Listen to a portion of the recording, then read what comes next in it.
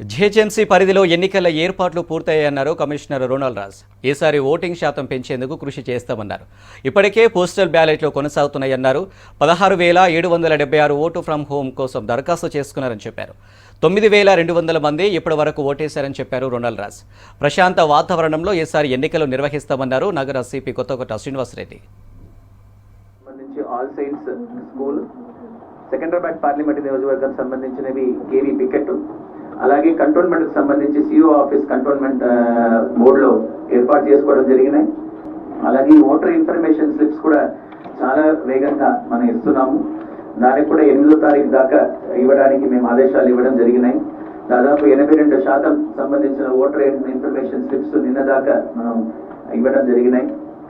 Voter information స్లిప్స్తో పాటు మన BLOs ప్రతి ఇంటికి వెళ్ళేటప్పుడు అక్కడ స్టిక్కర్ క్యాంపెయిన్ అని ప్రతి ఇంట్లో స్టిక్కర్ పెట్టడం కూడా జరుగుతున్నాయి. దాంట్లో ఏ రోజు ఓటు వేయాలనేది కూడా క్లారిటీగా వాళ్ళకి ఇవ్వడం జరుగుతుంది. దీంతో పాటు ఓటర్ ఇన్ఫర్మేషన్ గైడ్ అని ఒక బుక్లెట్ కూడా ప్రతి హౌస్ హోల్డ్కి ఇస్తున్నాము. సో దట్ వాళ్ళందరూ కూడా మనకు హౌ టు ఓట్ అనే ఈవీఎంలో ఎట్లా ఓట్ వేయాలనేది కూడా చూసుకోవడానికి అవకాశం దొరుకుతాయి. అలాగే పోల్ డే రోజు అరేంజ్మెంట్స్, డిస్ట్రిబ్యూషన్ సెంటర్ 12వ తారీఖు మరియు minimum facilities for the voters. ఎందుకంటే ఎండ ఎక్కువ ఉంది కాబట్టి వాళ్ళకి సంబంధించిన సదుపాయాలు కూడా మేము చేయాల్సిన అవసరం ఉంది. షేడ్స్ అనేది తప్పనిసరిగా ప్రతి లొకేషన్లో కూడా ఏర్పాటు చేస్తున్నాము.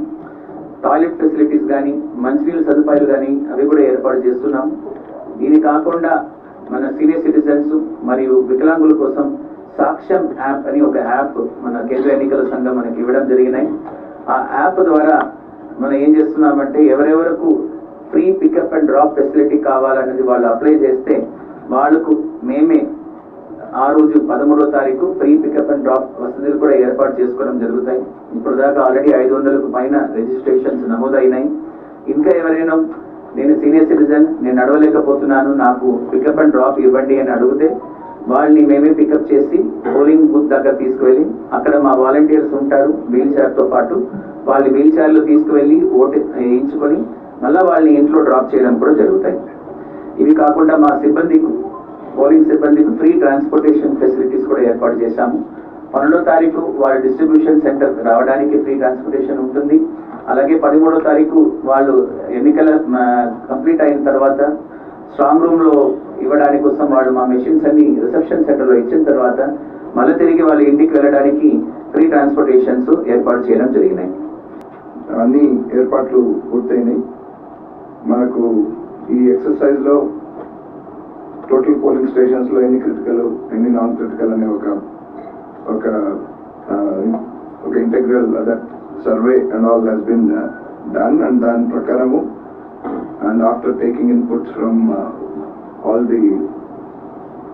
the people, all the officers concerned, police, revenue and all others, we have frozen that number. Make తెలుసు 383 critical polling locations మనకు లా అండ్ ఆర్డర్ పరంగా వస్తున్నాయి.